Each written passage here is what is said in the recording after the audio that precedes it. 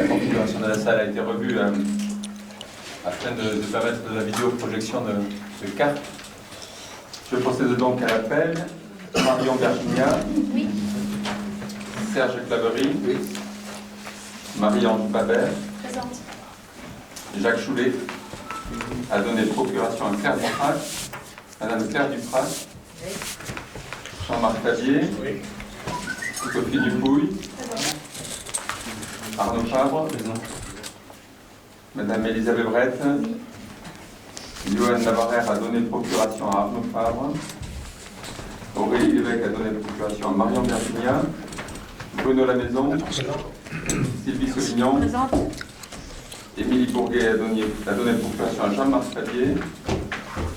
Christophe Priam. Présent.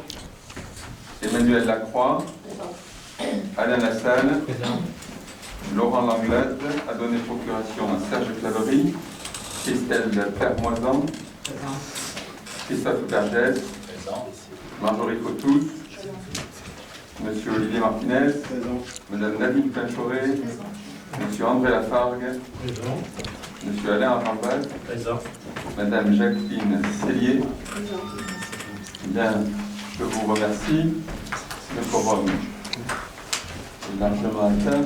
Y a-t-il des commentaires sur le procès verbal de la fois dernière? Oui, André.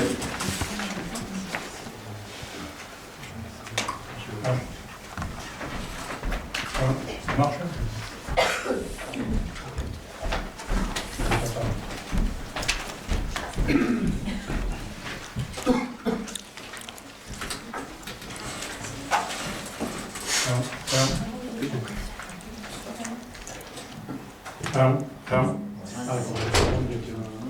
Il faut y parler 2 ans. C'est bien compliqué. Oui, bon, pardon. Donc, des observations, effectivement, sur le procès verbal. Une déjà de forme un peu administrative. L'approbation du procès verbal de la séance du 13 novembre ne figurait pas sur ceux du procès verbal du 28 décembre. Donc, ça n'était pas fait état, je crois qu'on avait approuvé pourtant. Donc, voilà. Et ça, bon, c'était un détail. Par contre, ce n'est pas la seule observation que je veux faire. Parce que, outre cette omission, le procès verbal de la séance du 28 décembre que vous nous soumettez est une véritable caricature, je dirais une mascarade. L'opposition y est bafouée, les interventions sont ignorées, soit ignorées, soit résumées à la plus simple expression. Et pourtant, selon votre volonté, monsieur le maire, micro, caméra, dictaphone ont investi les séances du conseil municipal pour une vraie transparence. Il n'y a plus aucune raison aujourd'hui d'ignorer les prises de position des uns ou des autres, sauf la mauvaise foi, le mépris ou l'intention de tromper le citoyen. Pour illustrer mon propos, je vous donne 3 exemples. Parce que je ne vais pas tout reprendre, ça serait trop long. Alors, sur la délibération concernant l'acquisition des parcelles, l'intervention de M. Martinez est résumée à une phrase à tout le moins incompréhensible, je la relis. M. Martinez constate la possibilité de prendre une nouvelle délibération sans avoir retiré la précédente du 22 juin 2015 et objecte que cela fragilise la présente. Donc, si on veut au moins la rendre compréhensible, ça serait bien de mettre M. Martinez conteste la possibilité, non pas constate. Ou alors il faut mettre constate l'impossibilité. Donc, à mon avis, ça c'est pour le fond. Deuxième exemple, pas un mot du débat à propos du recrutement des agents pour le recensement.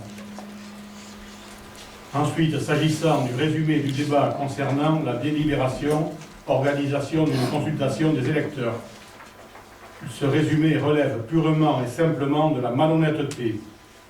Une 50aine de lignes rapportant les propos de M. le maire, 10 lignes pour Mme Duprat et reproduction in extenso sur quasiment 4 pages des courriers du maire d'Agenmont, dont elle nous a infligé la lecture, et 2 lignes, je dis bien 2 lignes, pour les interventions de M. Martinez.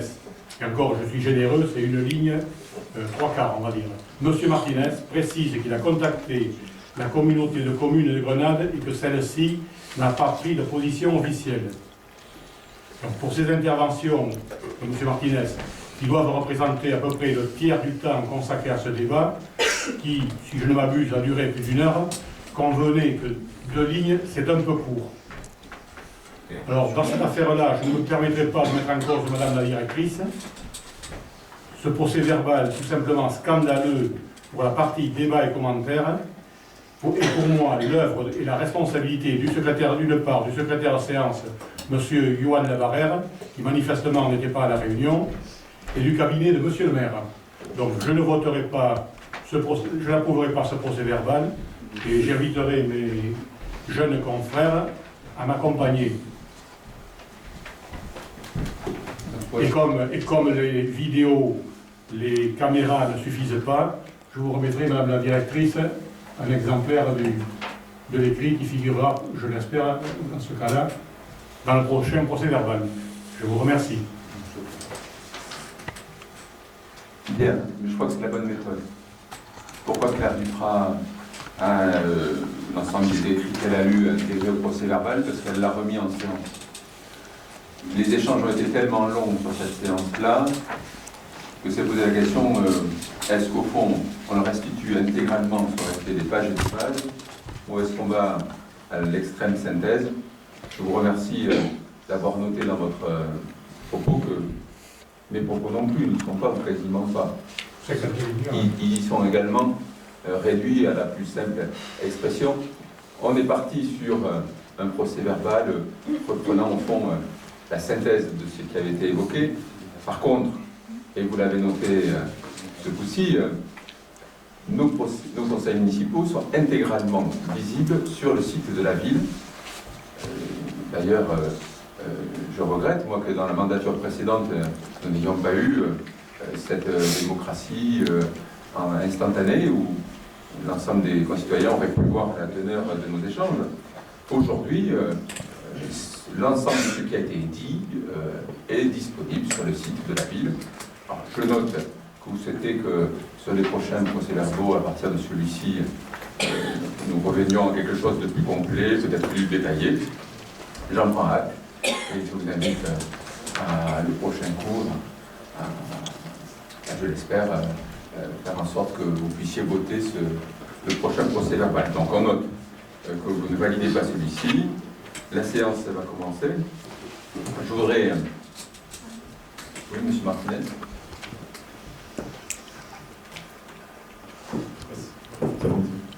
Remarque de pure forme.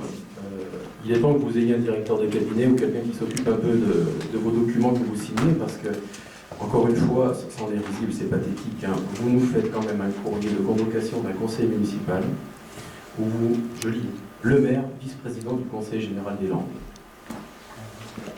Franchement, ce n'est absolument pas sérieux. Mais je vous le souhaite, hein, je souhaite tout le bien que... Je vous le souhaite un jour à vous aussi.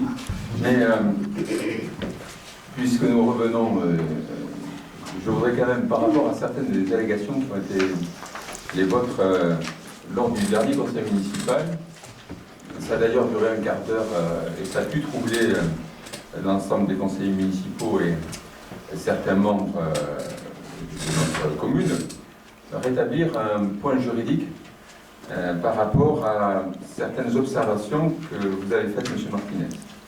Et donc, permettez-moi de vous lire la note d'information à l'attention des conseillers municipaux confirmant la légalité de la délibération numéro 2015-6-1. Introduction.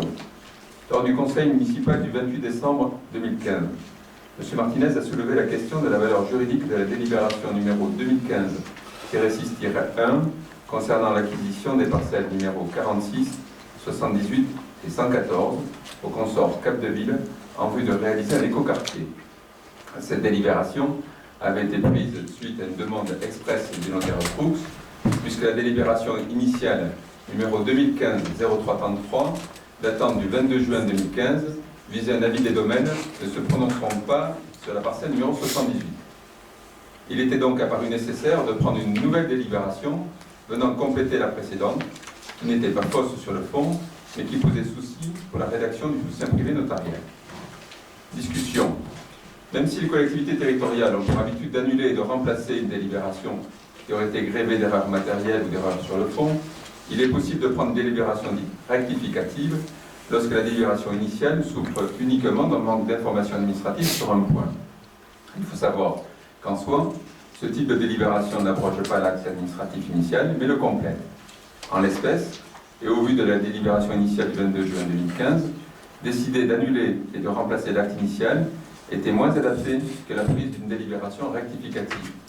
En effet, les visas, les considérants et le dispositif étaient en tout point corrects.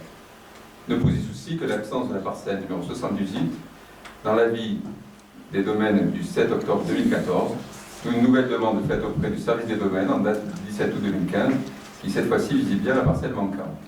Par conséquent, étant donné que ni le fond, reprise exacte des parcelles, des superficies du prix au mètre carré, ni la forme n'était entachée d'illégalité, il n'était guère pertinent de l'annuler et de la remplacer pour viser un nouvel avis.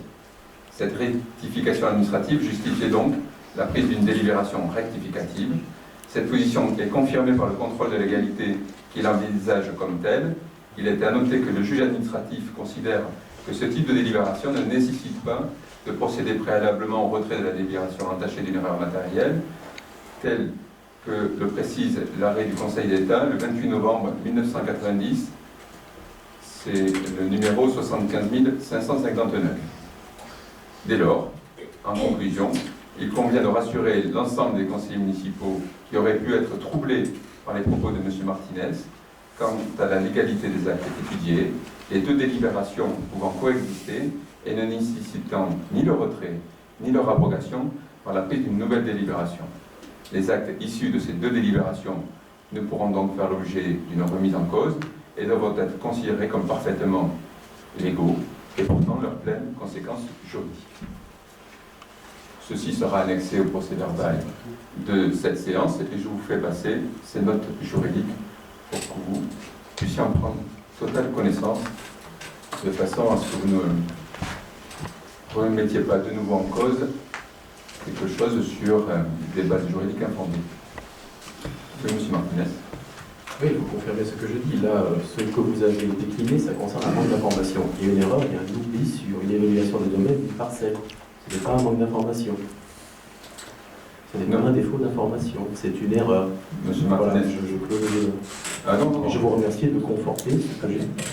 Écoutez, on peut faire en l'espèce en baisse de foi. Vous nous avez dit à maintes reprises, tout le monde en est le témoin, que vous souhaitiez une délibération qui précise d'annuler et remplacer. L'arrêt du Conseil d'État précise qu'en l'espèce, une délibération complète de l'avis précédent est la bonne solution. Et donc, je remarque d'ailleurs qu'au mois de juin, la délibération initiale où il manquait, où il y avait ce défaut d'information que vous précisez, avait été votée à l'unanimité.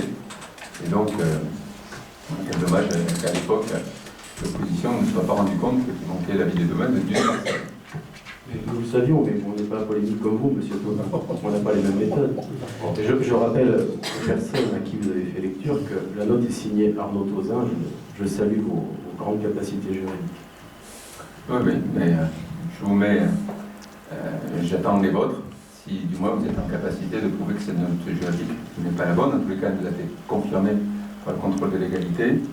Et donc, voilà, je tiens à rassurer, en dépit des allégations, les rédactions de nos délibérations sont faites dans le strict respect des règles en vigueur. Premier point à l'ordre du jour. L'autorisation d'engagement de dépenses en investissement.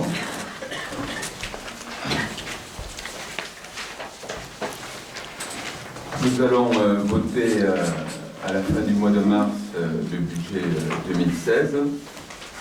Pour autant, et tel que le prévoit l'article L 1612-1 du Code général des collectivités territoriales, qui a été modifié le 29 décembre 2012, je vais vous demander l'autorisation de pouvoir engager certaines dépenses nouvelles en investissement qui ont un caractère d'urgence. Il y a à cela trois types de dépenses, puisque la loi nous oblige à ce que ces dépenses ne dépassent pas 25% du budget d'investissement de l'année précédente. Ce plafond serait pour cette année de 619 000 €. On n'a pas besoin de ça. On a juste besoin sur 3 opérations de pouvoir aller plus vite. Ça concerne des travaux sur le réseau informatique. Nous avons depuis plusieurs mois, je dirais même depuis notre prise de fonction, des problèmes sur les réseaux liés à la lenteur de l'échange d'études, à l'incapacité à certains moments de pouvoir recevoir ou envoyer des mails. Il y a également des difficultés de partage d'informations. Et je vous passe là les photos du réseau qui sont au sous-sol du rez-de-chaussée de la mairie. Là, c'est le dépôt. Le problème du contexte de l'os.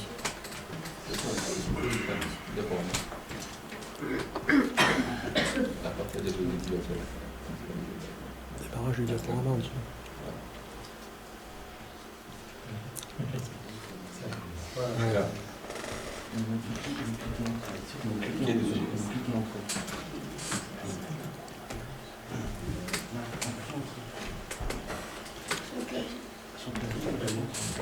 Alors, nous avons les fils qui pendent. Nous avons, allez-y, il y a plusieurs photos. Donc là, on voit les câblages qui partent dans tous les sens. On a des lignes qui sont chuntées pour être divisées en 3, 4, ce qui provoque des réductions de débit. Voilà l'état général.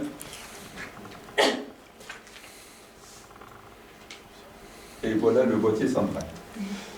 Vous comprendrez dès lors, donc c'est une installation qui a plusieurs années. C'est un miracle si ça marche encore. Et donc, en urgence, nous prévoyons de remédier à cela. Un cahier des charges est en cours de rédaction. On devrait pouvoir lancer la consultation dans les jours à venir. Et pour cela, nous prévoyons un budget de 20 000 €. Nous espérons que ce sera un peu moins, mais il faut tout reprendre pour avoir un câblage qui soit dans les règles de l'art. Le deuxième point sur lequel nous allons être amenés à faire des investissements en urgence, c'est sur l'informatique. Un audit informatique nous a été rendu le 18 janvier. Pour votre information, nous avons 4 systèmes d'exploitation différents selon les postes de travail. Nous avons du Windows XP, du Windows 7, du Windows 7 Professionnel 64, du Windows 2008. Et en matière de pack office, nous avons 8 versions différentes, puisqu'on a des postes équipés de pack office Petite Entreprise 2010, d'autres de pack office Petite Entreprise 2013, d'autres d'Office Pro Plus 2007, d'Office Pro Plus 2010, d'Office Pro Plus 2013, d'Office 2010, d'Office XP Pro, d'Office Pro 2003, avec à chaque fois des versions de Word, d'Excel différents, ce qui pour le partage de dossiers complique totalement les choses. Et donc, pour là aussi essayer de remettre de la rigueur, de l'organisation, de l'efficacité, bref, du professionnalisme, nous allons mettre quelques investissements. C'est une opération pour 25 000 €. Enfin, sur l'opération Perali, qui avance conformément au planning prévu, nous prévoyons cette année, nous aurons besoin de 256 000 € de budget complémentaire aux 218 185 qui avait été budgété en 2015, puisque l'opération globale sera de 474 000 €. C'est un investissement très important. Il reste 62 000 € en reste à réaliser, mais c'est vrai qu'il y a eu des périodes où il faisait très beau. Peut-être que les chantiers vont avancer encore plus vite que prévu, donc je vous demande la possibilité d'engager 155 000 € sur cette opération, de façon à ne pas être retardé pour des problèmes financiers d'ici fin mars. Y a-t-il par rapport à ça des remarques, des objections?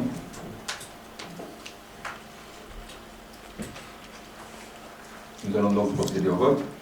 Y a-t-il des gens qui sont contre? Y a-t-il des gens qui s'abstiennent? Qui est pour? Je vous remercie.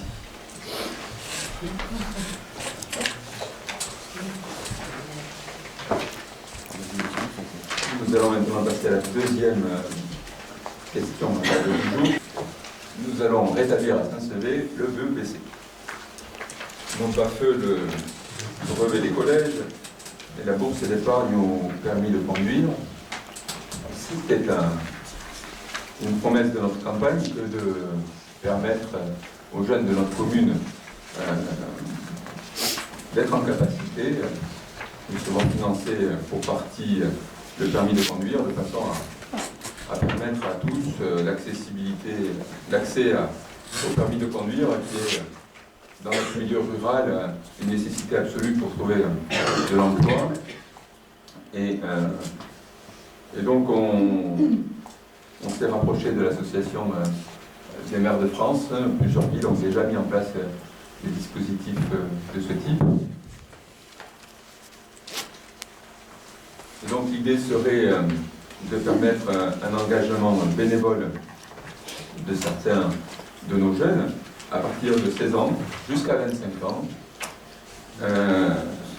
de façon à ce que ces jeunes, en contrepartie de cet engagement d'intérêt général, qui va commencer dans un premier temps au cinéma municipal de Gasset,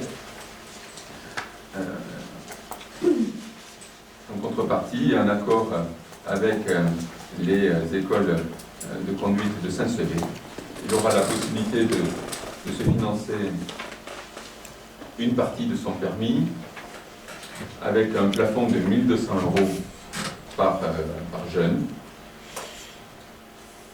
Et ces jeunes seront sélectionnés sur la base d'un dossier de candidature qui sera instruit par les services de la ville. Et parmi les critères qui seront retenus, seront pris en compte leur maturité, leur sens des responsabilités, leur autonomie, leur goût pour le contact avec le public, leur ponctualité, leur assiduité, leur bonne moralité. Le dossier qui sera instruit par cette commission est un dossier assez complet, puisqu'il devra intégrer la précision de la situation familiale du jeune, la situation sociale, scolaire, professionnelle. Il explicite ses motivations pour l'obtention du permis de conduire, ainsi donc que l'engagement à travailler bénévolement ayant le statut de collaborateur occasionnel du service public pour ce service, de façon en contrepartie à bénéficier d'une bourse. Je dois, pour vous compléter, vous dire que tout ça sera encadré bien sûr par des conventions d'application, et dès à présent, vous pouvez noter une commission aura lieu le 12 février à 17h. Ce sera une commission un peu particulière puisqu'elle réunira à la fois les commissions scolaires, qui est la commission qui est en lien avec les jeunes, et la commission solidarité. Et c'est lors de cette commission qu'on finalisera toutes les modalités précises de cette bourse. Pour autant, je crois qu'elle a un bel enjeu, c'est la possibilité sur notre commune de faire quelque chose pour nos jeunes et que par le travail, ils puissent se financer le permis. Je trouve que c'est une très belle politique de solidarité et une action sociale qui met vraiment en avant que c'est par l'engagement qu'on peut retirer de la collectivité le maximum.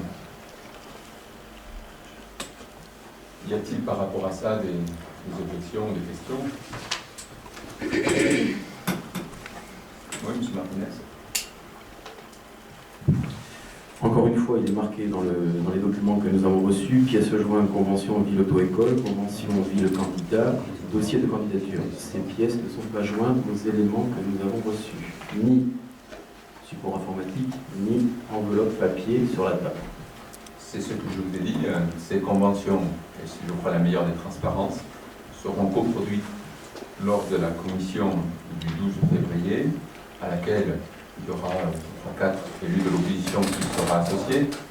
Là, nous prenons une délibération d'ensemble qui définit le principe général, qui en fixe les éléments minimum et maximum. On sait que cette bourse est limitée à 1 200 € par jeune. On sait qu'elle est ouverte à tous les jeunes de Saint-Sevé de 16 à 25 ans qui n'ont pas le permis de conduire.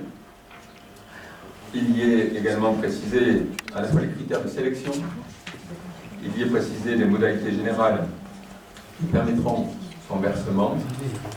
Sur le détail concret, c'est-à-dire quelle durée d'engagement, pour quelle somme, je peux vous dire aujourd'hui que nous avons contacté les deux auto-écoles, à savoir Bernel et Ducos de la commune, puisque c'est un dispositif qui sera réservé aux auto-écoles de notre commune. Notre but, c'est quand même de faire travailler aussi les auto-écoles, ces artisans qui sont sur notre cité. Et je peux dès à présent vous dire qu'elles sont à la fois emballées et partantes. Elles ont travaillé avec nous à plusieurs réunions de travail. Les conventions qui seront débattues précisément le 12 février sont des conventions qui nous ont été proposées par l'Association des maires de France, qui nous accompagne dans cette démarche. Des villes ont déjà mis en place ce dispositif, à Carcassonne, à Suresnes, et nous les avons contactés, nous sommes pour avoir leur retour d'expérience. Moi je crois que l'objet de la délibération, c'est de fixer un cadre d'ensemble, et on va sûrement avoir une convention de départ qui va définir des modalités, et puis on va voir en avançant, en marchant, les points qui vont bien fonctionner, ceux qui vont moins bien fonctionner, et ce qui nous donnera la possibilité de l'adapter au fur et à mesure, tout simplement. Et ça va nous éviter de prendre des délibérations à chaque fois. Maintenant, l'autre question que j'imagine que vous allez me poser, c'est combien de jeunes, au fond, quelle est l'enveloppe budgétaire. L'enveloppe budgétaire, donc les arbitrages ne sont pas totalement arrêtés, mais qu'on prévoit d'affecter à ce dispositif est de l'ordre de 10 à 15 000 €. Et donc nous espérons, je dirais que 15 à 20 jeunes pourraient être concernés par cette mesure. Maintenant, si on venait à manquer d'argent pour faire face à l'afflux, on aura la liberté tous ensemble de faire des budgets modificatifs pour répondre à la réussite du dispositif.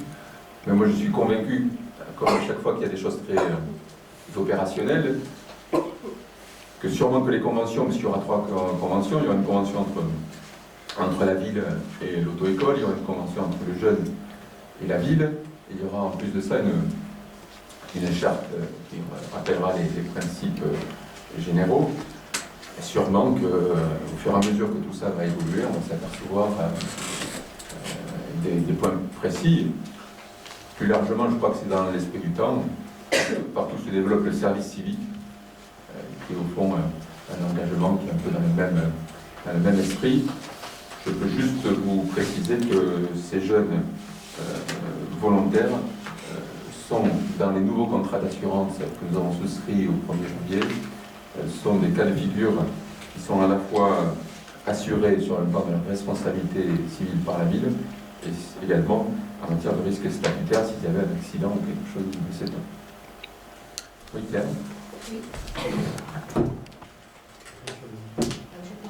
Je pense que vous n'avez pas répondu à la question de Inès, qui disait qu'on n'avait pas les conventions, mais j'ai cru comprendre, au vu de ce que vous disiez, que les conventions allaient être, on ne pouvait pas les donner puisqu'elles n'étaient pas faites. C'est bien ça. Et que lorsqu'elles seront établies, elles seront réalisées avec... Comment ? Ah bon. Elles seraient réalisées avec le concours de l'opposition. C'est ça ? Oui, si ça n'a pas été clair, Les Non, bon, je pense que c'est ce que vous vouliez dire. Non, Nous avons des projets de convention sur lesquels nous avons quelques arbitrages encore à finaliser. Et donc, ce projet sera soumis le 12 février à une commission qui réunira à la fois la commission scolaire et solidarité, où on débattra de tous les points. Et à la limite, si vous le souhaitez, nous on a voulu prendre la délibération aujourd'hui parce qu'on voudrait que ce dispositif puisse rentrer en vigueur courant mars. Ou au moins initier dès à présent le fait d'avoir un formulaire, un dossier de candidature qui permette d'avoir des jeunes qui s'inscrivent. D'ailleurs, ce dossier de candidature est prêt et on va le mettre en ligne d'ici la semaine prochaine sur le site de la ville et à l'accueil de la mairie.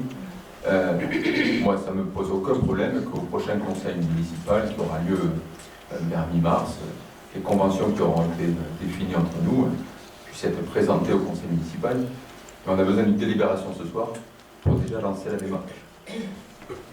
oui. Je rappelle que les commissions, l'opposition est réunie. Il y a 4 membres de l'opposition qui donc seront associés à cette préparation. Oui, M. Martinez. On entend ce que vous dites, mais le principe c'est que les commissions se réunissent, travaillent. Ce travail après doit être validé par des élus et présenté, proposé au vote du conseil municipal. Là, on inverse les choses. Donc, on a du mal à saisir un peu la démarche. En quoi ça poserait un problème d'avancer en temps masqué, c'est-à-dire de réunir les commissions, les deux commissions, pardon, le 12 février, pour définir effectivement les termes exacts, juridiques, techniques, administratifs, et seulement après voter en conseil municipal. Et en quoi ça pose un problème de le faire dans ce sens-ci? Parce qu'il y a quelques soucis.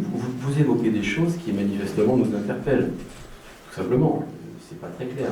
Je vous rappelle que vous nous parlez de commission avec des élus, nous en sommes ravis. Moi, j'ai sous les yeux une commission composée des responsables des différents services de la ville. En tant qu'élus, nous ne faisons pas partie des services de la ville. C'est sûrement à mettre sur le compte de maladresse. Non, je crois que là, vous n'avez pas bien compris, mais c'est pas la Vous première n'avez fois. pas bien expliqué. Non, c'est très précis. Mais vous savez, ou alors c'est trop technique. Mais je vous évoquais que la rédaction des conventions d'application ferait l'objet d'une discussion en commission d'élus, qu'on appelle d'ailleurs comité consultatif, scolaire et solidarité. Là, la commission qui est précisée dans la délibération, c'est au fond qui va choisir les jeunes. C'est une commission de sélection. Qui va parmi les candidats, imaginons qu'on ait 50 candidats et qu'on ait que 20 postes ouverts sur l'année, qui va les choisir? Et donc il est proposé que ce soit le chef de service de la structure accueillante ainsi que la DGS qui fasse ce recrutement. Au fond, ça me semble la chose la plus naturelle possible. Ça coupera court à toutes les rumeurs possibles. Dès lors qu'il y a des élus, on peut toujours dire « Ah, c'est le fils de machin, c'est le frère de Charpentier, et c'est le voisin d'Y ». Donc vous n'assumez pas vos choix politiques, c'est quand même extraordinaire. Non, moi j'assume tout à fait mon choix de mettre en place ce dispositif et j'ai totale confiance dans les équipes de la ville pour discerner quel est le bon candidat. Pour moi, l'élu, il est là pour définir une politique. Il est là pour dresser des perspectives. Il est là pour expliquer à la population. La conduite opérationnelle, c'est à nos agents de la mêlée, et je suis fier du travail des 75 agents de cette commune, et je ne vous permets pas de la remettre en cause. Est-ce que j'ai dit ça? Non, mais ça se sentait dans votre propos, et il me semblait bon. Monsieur le Président, arrêtez, vous faites un spectacle intelligent. Et donc, j'ai une autre question, s'il vous plaît. Vous parlez donc d'une commission composée des responsables. Si je suis la logique de votre ligne de la LUS, la sélection du candidat donc, se fera par cette commission technique, nous sommes bien d'accord. Donc sur le comportement citoyen, l'engagement à servir, la participation, comportement moral et personnel. Donc ça veut dire que des chefs de service donc, ont la qualité et les compétences pour juger du comportement moral d'une personne. mais ça... C'est une question, dites-moi ou non. J'en serais ravi, si des gens ont cette capacité, c'est merveilleux. Je suis en train de réaliser au fond que vous avez mené le travail de la DGS d'une manière différente du travail que le mène aujourd'hui Madame d'Estrade, et au fond, conformément à ce qu'on attendait. Je suis élu, monsieur Tauzin. Moi, je... Oui, mais permettez-moi de répondre, parce qu'au fond, on vous exprime en connaissance de cause. Moi, je trouve que pour ces jeunes, le fait de remplir une lettre de candidature dans laquelle ils précisent non seulement qui ils sont, où est-ce qu'ils habitent, leur niveau scolaire ou la profession qu'ils exercent, parce qu'on aura aussi des travailleurs là-dedans. Et il y a également des motivations. Qu'est-ce qui motive ce jeune à remplir cet engagement bénévole d'intérêt général? Et derrière, ces jeunes feront l'objet d'un entretien de sélection. Et je crois que c'est aussi une très bonne expérience pour les jeunes. Parce que dans leur vie, lorsqu'ils vont vouloir candidater pour des stages ou pour un premier emploi, il y aura aussi des entretiens. Et au fond, de participer à ces entretiens, c'est une bonne expérience. Et moi, j'ai tout à fait confiance dans nos services pour juger à ce moment-là du sérieux du jeune. Nous aurons des jeunes qui seront probablement amenés à tenir la caisse de l'entrée du cinéma. La question de la moralité est importante. Et au fond, nous sommes en permanence en train de faire appel et de recruter du personnel pour des remplacements, et ainsi de suite. Donc, je crois qu'il y a une vraie expertise en matière de ressources humaines dans cette mairie. Et donc, effectivement, c'est nos agents qui sélectionneront les jeunes. Alors, on est dans le cas de figure où on a énormément de jeunes qui candidatent et où donc il faudrait faire une forme de tri. Donc, j'y vois dans toutes vos remarques et déjà que vous percevez le succès prochain de ce dispositif. Et en conclusion de notre débat, moi, je voudrais partager aussi cet enthousiasme. Je suis convaincu qu'il y a là la possibilité de toucher une grande partie de nos jeunes et aussi de les responsabiliser. De leur dire que c'est par l'engagement, que c'est par le service de la collectivité qu'on peut aussi toucher des prestations en contrepartie. Et au fond, c'est comme ça, à mon avis, qu'on peut construire une société plus solidaire et aller de l'avant. Alors nous allons procéder au vote. Y a-t-il... Oui. Excusez-moi, mais vous avez parlé de leur bonne moralité. C'est très drôle, la moralité. Non, mais franchement, parler de moralité, bon bref. La caisse du cinéma à tenir. Excusez-moi, vous voulez des gens immoraux? La caisse immorale, je ne sais pas ce qui est immoral, moral. Moi, j'ai pas la prétention de connaître les gens. Je m'en tiens aux faits, tout simplement. La moralité, c'est très subjectif. J'en viens aux caisses du cinéma à tenir. On est bien d'accord. Un enfant, un jeune de 17 ans qui souhaite bénéficier de ce service pourra donc à 17 ans tenir la caisse du cinéma. Tout à fait. D'accord. Ça s'est déjà fait sur la mandature précédente, je vous rappelle. Puisque Laura Cabanac et sa sœur, Estelle, ont, en étant mineurs, tenu la caisse du cinéma. Autre question, ce qui nous empêche de... qui sont toujours deux. Et oui, bien sûr, le jeune ne sera jamais seul. Il y aura toujours un adulte salarié de la mairie dans toutes les missions avec lui. Autre question, excusez-moi, mais les termes ont une valeur juridique. Vous nous demandez d'approuver les modalités techniques et financières d'attribution de la bourse. Nous ne les avons pas. Vous nous demandez d'approuver, vous. C'est plafonné à 1 200 €. Je ne connais pas le montant que vous octroyé aux jeunes, je ne connais pas la convention, je ne l'ai pas sous les yeux. Vous nous demandez d'approuver la convention à passer. Je n'ai pas la convention dans les mains, nous ne l'avons pas. Donc nous ne pouvons pas nous prononcer. Approuver une convention, où est le document? Où est le document? Excusez-moi, c'est factuel. Encore une fois, c'est fait n'importe comment. On ne peut pas approuver en ces termes cette délibération. Mais écoutez, Faites la réunion de la commission le 12 février et ensuite, dans le bon sens chronologique, prenez la délibération au vu de ce qui aurait été validé par cette commission. Bien, mais je vous remercie de vos remarques. Ce n'est pas l'option que nous avons retenue, parce que nous voulons, dès la semaine prochaine, lancer l'appel à candidature pour nos jeunes, Et vous pouvez pour qu'un maximum de jeunes puissent être retenus. Je n'ai pas la possibilité de lancer des candidatures et de faire la publicité sur le site de la ville d'un dispositif pour lequel je n'ai pas été mandaté par le conseil municipal pour le lancer. Donc, raison pour laquelle nous votons le dispositif ensemble. Vous serez associés aux conventions.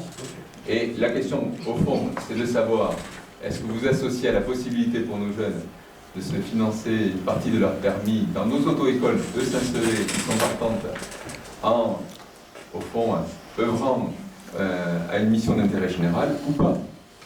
Et donc nous procédons au vote. Y a-t-il des gens qui sont contre? Des gens qui s'abstiennent?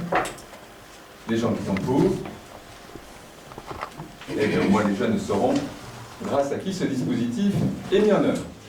Nous allons maintenant passer au troisième point à l'ordre du jour.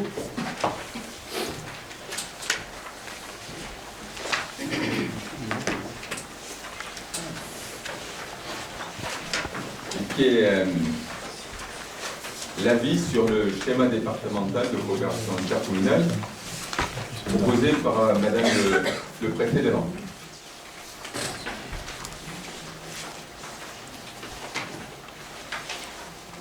Je voudrais, avant que nous engagions le débat, vous passer quelques diapositives qui sont issus du SCOT en préparation, des documents de Madame le préfet. Donc ce sont des documents officiels.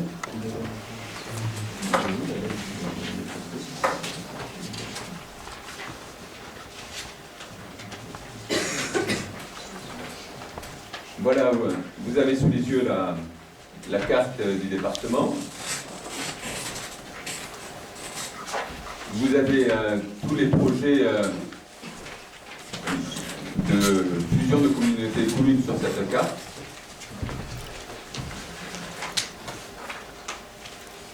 Vous avez au nord la question du canton de Pissos, enfin de la communauté des communes de Pissos, qui avait émis le choix d'aller avec le Grand Lac, avec 5 communes sur 6 qui ont émis le choix d'aller avec la commune de Grand Lac, et Madame le préfet leur propose de fusionner avec les communautés des communes de Haute-Lande-Poissy plutôt que de se rapprocher du Grand Lac.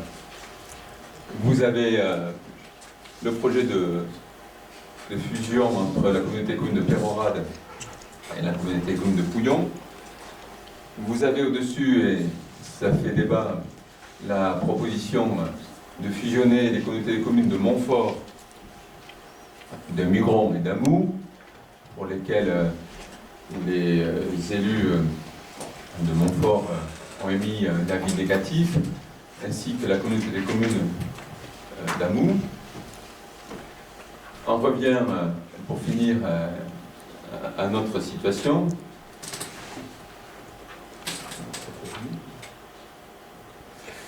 Avec donc la situation de Tursan. La loi d'août 2015 prévoit que toute communauté des communes de moins de 5000 habitants, mais au fond, c'est le cas de Pissos et de Tursan, est dans l'obligation de fusionner avec des communautés des communes de Poissy. Pour les Landes, 5000, je simplifie, c'est 6000 et quelques. Et donc, vous regardez, vous notez sur cette carte que nous avons le Tursan qui a la moitié de sa frontière avec la communauté des communes de Vers-sur-l'Adour, l'autre moitié avec Gémeaux. Nous n'avons pas de frontière commune avec le Tursan, mais nous avons été intégrés par Madame le préfet dans ce projet-là. Vous voyez que nous avons à côté de nous une autre communauté des communes, c'est celle du Pays Outre-Nadois, dont nous avons déjà parlé lors du dernier conseil municipal.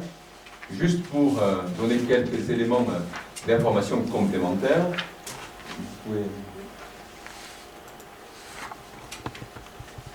vous avez sous les yeux le pays Adour-Chalosse-Tursan, avec les densités par commune, qui mettent en évidence la trame avant tout rurale de ce territoire, avec une densité faible au sud et 4 pôles urbains, Vers-sur-l'Adour, Agenmaux, Saint-Sevé et Grenade-sur-Adour. C'est autour de ces pôles urbains que se structurent la plupart des services.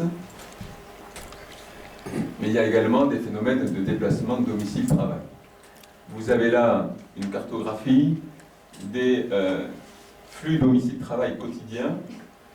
Plus le trait est épais et plus le nombre de personnes qui chaque jour font l'aller-retour est important. On voit là qu'Agenmo rayonne sur les communes alentours qui se déplacent pour aller travailler à Agenmo. Il y a le même, au fond, système du côté de R-sur-la-Dour et dans une moindre mesure des villages autour de Saint-Sevé qui se déplacent pour venir travailler à Saint-Sevé. Mais on voit au travers de cette carte l'incidence majeure de la proximité de notre territoire, de l'agglo du Marsan, avec à Grenade-sur-la-Dour comme à Saint-Sevé, la moitié de la population qui chaque jour fait le déplacement pour aller travailler sur Mont-de-Marsan. C'est le cas d'ailleurs de plusieurs d'entre vous autour de cette table. Si nous avançons un peu plus loin, il y a là la cartographie, c'est l'INSEE, hein, c'est pas une carte réalisée par les services de la commune, des bassins de vie. Il y a, parce qu'au fond, on est en train de définir dans quel territoire on a envie de développer en commun une action publique, de partager en commun des services publics. Sur cette cartographie, on s'aperçoit qu'une partie du Tursan est dans le bassin de vie d'Agenmo, c'est notamment le cas de Samadé, d'Arboucave, de tout l'est du canton. Vous avez une partie du canton de Tursan qui est dans le bassin de vie de R-sur-la-Dour, c'est notamment Miramont, Sorbès. Les communes au sud sont par contre dans le bassin de vie soit d'Arzac, soit de Garlin, qui sont en dehors de notre département. Quant à Saint-Sevé, et dans son bassin de vie, 3 communes extérieures à notre communauté des communes actuelle, Saint-Maurice, Grenade et La Rivière. Par contre, nous avons deux communes qui aujourd'hui sont dans notre communauté de communes, mais qui sont dans le bassin de vie de Mont-de-Marsan, c'est notamment le cas de Homoko, juste au nord. Et donc, si nous passons à la dernière diapositive, pour au fond expliquer certaines des positions, vous avez là la cartographie qui étudie les zones urbaines au sens de l'INSEE. Et on voit que toutes les communes au nord de Saint-Sevé, dans la communauté commune, sont au sens de l'INSEE dans l'aire urbaine du Marsan. C'est le cas de Kona, Bamako, Orisomoko. C'est la même situation pour la moitié de la communauté des communes du pays grenadiois. Et nous voyons là que nous avons donc une situation de dépendance par rapport à l'agglomération montoise et de nature totalement différente au territoire plus au sud d'Agenmo et du pays du Tursan. Vous pouvez sortir un peu. Vous revenez sur les schémas. Voilà. Donc voilà les cartographies qu'on voulait vous présenter pour essayer au fond, au-delà du débat qui est tout à fait légitime, d'avoir à l'esprit quelques données étudiées par des démographes. Nous avions délibéré il y a un mois sur le lancement d'une consultation des citoyens où nous avions à la majorité décidé de demander à la population de Saint-Sevé de se positionner, puisqu'au fond, le pays grenadiois avait fait part de son intérêt pour rejoindre notre communauté des communes. Par un courrier début janvier, nous avions demandé à la préfète que cette solution alternative puisse être étudiée et nous pensions, la majorité de ce conseil, que ce projet de fusion avec le pays grenadiois avait plus de sens que le projet de Madame le Préfet. Malheureusement, Madame le Préfet, tel que je l'ai évoqué lors des vœux, par courrier reçu le 8 janvier, nous a indiqué qu'elle ne nous donnait pas l'autorisation de recourir à cette consultation. Il y a là d'ailleurs, je ne lui en veux pas du tout, l'application à la lettre de dispositifs qui reprennent, prévus dans la loi, mais précisés par l'instruction du gouvernement du 27 août 2015, instruction du gouvernement qui précise qu'à partir de la notification du préfet, les communes n'ont que 2 mois pour délibérer et donner leur avis, rendant de ce fait impossible toute consultation de la population, pour lequel il faut au minimum une délibération au conseil municipal définissant le règlement, qui derrière exige un délai de 2 mois entre cette décision du conseil municipal et la tenue du vote. Et donc, au fond, notre gouvernement et le législateur, par ces dispositifs, rendu impossible la consultation. Et je trouve qu'il y a là une régression de la démocratie. Des questions aussi importantes doivent être tranchées par l'ensemble des concitoyens. Et je crois qu'il faut avoir confiance dans cette forme de démocratie locale, participative.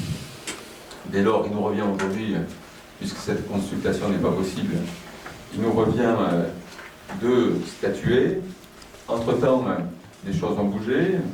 Le territoire d'Agenmo Commune Unie a voté à la majorité le rejet de cette proposition de Madame le Préfet. Je voudrais d'ailleurs vous donner les considérants de cette décision pour information.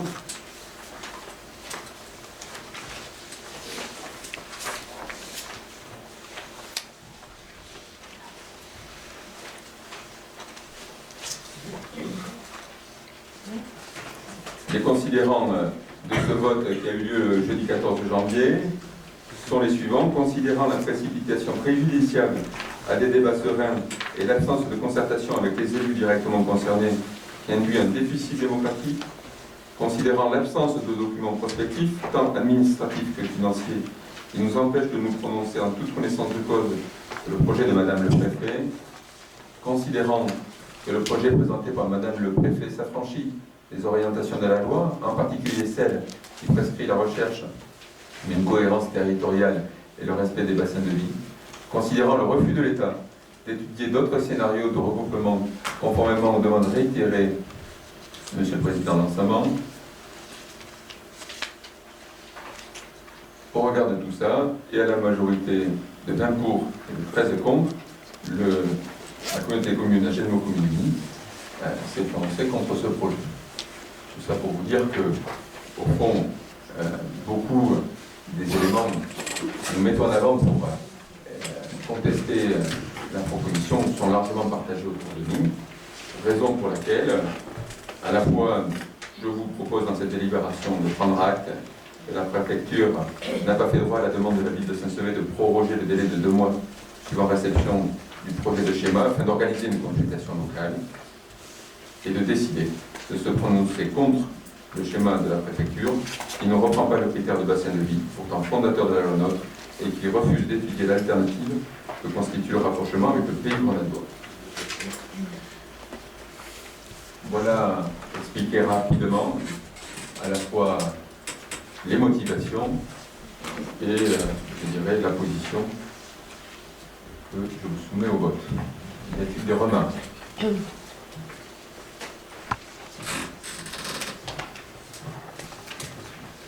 S'il n'y a pas de remarques, nous allons passer au vote.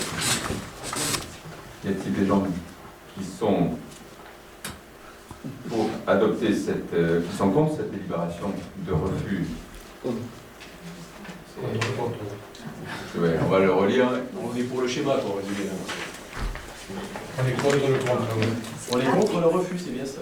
Contre le refus, mais la délibération, c'est la plus sur le schéma. Alors, est-ce qu'il y a des gens qui sont contre ce projet de délibération, qui décident de se prononcer contre le schéma de la préfecture? Contre le schéma. Nous, la décision, c'est de se prononcer contre le schéma. Donc, il y aurait-il des gens qui sont pour le schéma de la préfecture? Très bien. Pour le schéma de la préfecture. Oui. Ouais, c'est ça. Y a-t-il des gens qui s'abstiennent? Y a-t-il des gens qui sont pour que nous nous prononcions contre le schéma de la préfecture? Contre les schémas. Ouais, c'est contre pour oui, c'est pour contrer. On a tous compris. Et par conséquent, je vous remercie de ce vote. Je vous donne donc rendez-vous mi-mars. Les dates ne sont pas encore arrêtées. Et nous aurons l'occasion à ce moment-là d'adopter le compte administratif et le débat d'orientation budgétaire. Il se peut qu'on vote le compte administratif plus tôt, parce qu'on a quasiment fini. En tout cas, on fera le plus vite possible. Et les invitations pour le 12 février vont partir dès demain. Normalement, les questions sont par écrit.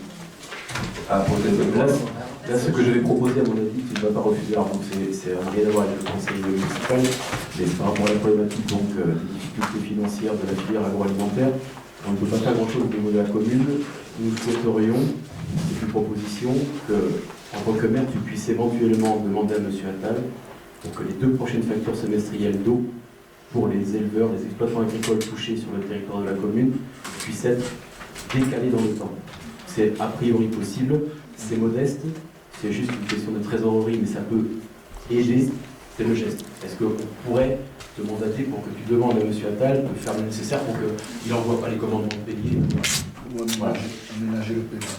Voilà, c'est redécalé, parce que je pense qu'il y aura 2 factures semestrielles, ça va traîner au moins pendant une année pleine. Alors, je ne sais pas combien sont les exploitants concernés. Alors, j'avais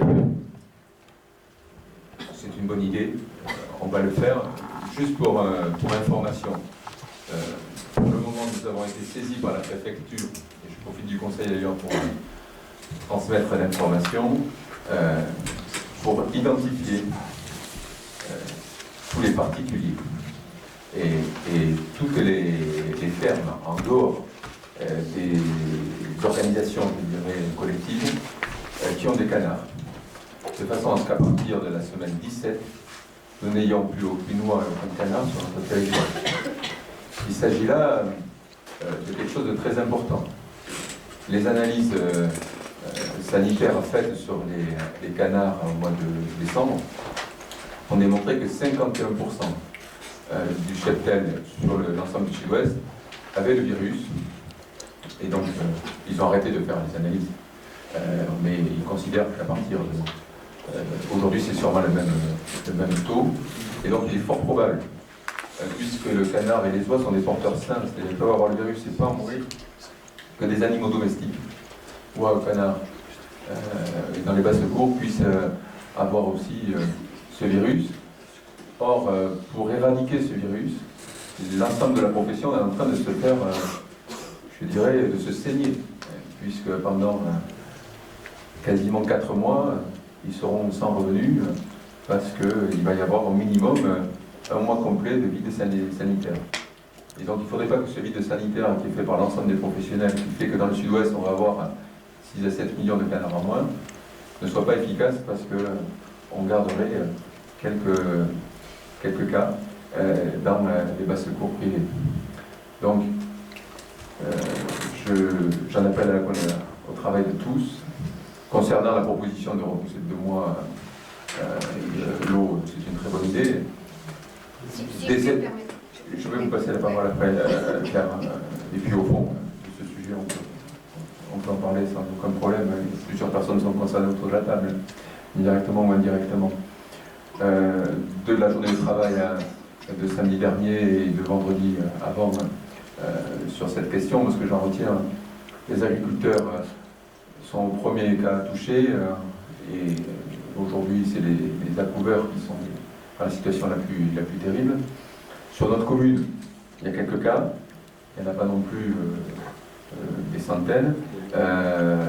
Pour autant, ça va être difficile pour eux, il faut qu'on les accompagne, votre mesure est bonne. Mais l'effet le plus fort que nous allons vivre sur la commune et que nous connaissons dès à présent, c'est pour les entreprises. Voilà. Nous avons déjà des entreprises de plumes qui paradoxalement sont très lourdement touchées parce qu'on a des fermetures à l'export. Transport. Nous avons dans le transport, notamment les transports de volailles, puisque c'est des matériels spécifiques, des gens qui sont impactés. Nous avons aussi des fermes irlandais, parce qu'on parle beaucoup du canard, qui sont impactés par des restrictions à l'export par rapport aux zones de périmètre autour des élevages concernés. Et donc on peut s'attendre à partir progressivement et encore plus fort à partir du 1er mai à des, je dirais, à des chômages partiels en grand nombre sur notre commune. Nous avons Vous avez des entreprises comme le TFE, bon, moi j'ai vu aujourd'hui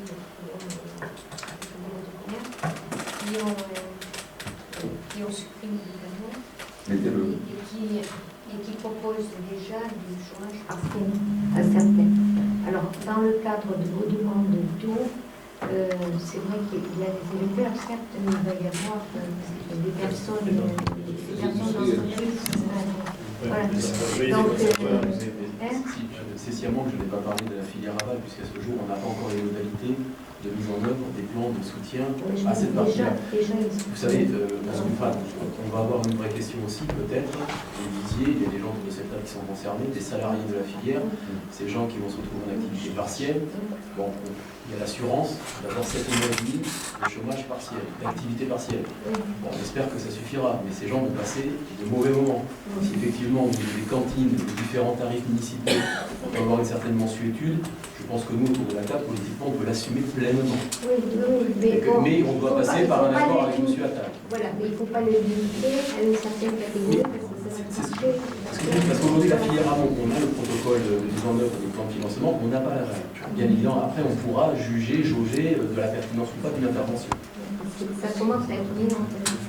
Aujourd'hui, pour finir sur ce cas, donc, moi j'ai rédigé une motion que je soumettrai lundi en séance plénière au Conseil régional. Moi j'ai fait relayer auprès de Thierry Mazet, qui est le directeur à l'agriculture, la plupart des dossiers locaux sur lesquels j'ai été interpellé. On a des entreprises dans les Reins-Solides, on en a d'autres qui ont été reprises plus récemment ou qui ont traversé des épisodes plus compliqués pour lesquels il y a de vrais risques. Au fond, cette crise, elle ne s'en relève pas. Et donc, on sait que ça va être dur, mais c'est la priorité pour nous tous, je crois, c'est de permettre à ces entreprises de passer le cap et de continuer derrière. Parce que c'est ces dépôts de bilan qui, au fond, sont le risque le plus grand. Et donc, la ville aura sûrement des choses à faire à la marge, bien entendu. Je crois que la région est en train de travailler. Moi, j'ai relevé des idées, par exemple, que toutes les entreprises qui avaient déjà des dossiers d'aide, souvent les aides, elles sont octroyées, puis après, elles sont versées au fur et à mesure des investissements, mais ça traîne en longueur, qu'on puisse les verser par avance. On a plusieurs entreprises sur la commune qui sont dans ce cas de figure. Je crois que l'idée qu'il faut retenir, c'est qu'il faut un accompagnement au cas par cas. Chaque situation est particulière, et il faudra trouver des solutions au cas par cas, pour au fond que la trésorerie puisse permettre à toutes ces entreprises, par des différentes solutions, de passer le cap. Et donc, plus que jamais, on a besoin d'être solidaire, d'avoir une attention particulière sur tous les gens qui vont être touchés, au-delà des questions d'argent aussi, qu'on les accompagne par de la fraternité. Votre idée est une bonne idée sur l'eau. On reviendra dessus dans le vote du budget. Je vais juste préciser, j'en ai parlé en commission scolaire dernièrement, ce que je vous ai expliqué, qu'effectivement on aurait une attention accrue au niveau du pôle scolaire pour faire attention qu'il n'y ait pas d'enfants qui n'aillent plus à la cantine parce que les parents seraient... Et je l'ai annoncé également en conseil de maître élargi lundi, en demandant aux enseignants de faire remonter l'information du pôle scolaire pour qu'on puisse prendre des disponibilités par rapport à ces enfants qui ne pourraient plus aller manger à la cantine. Ça doit peut-être aussi aller du fond, parce qu'il y en a peut-être qui n'en vont pas aussi. Moi, je crois que là, si chacun on a dans nos connaissances quelqu'un. Si vous connaissez des gens, si chacun d'entre nous connaît dans ses connaissances des situations, n'hésitez pas à contacter les services, faire une totale discrétion, il faudra le nécessaire pour accompagner chacun. Je vous souhaite une bonne soirée et je vous dis à très bientôt.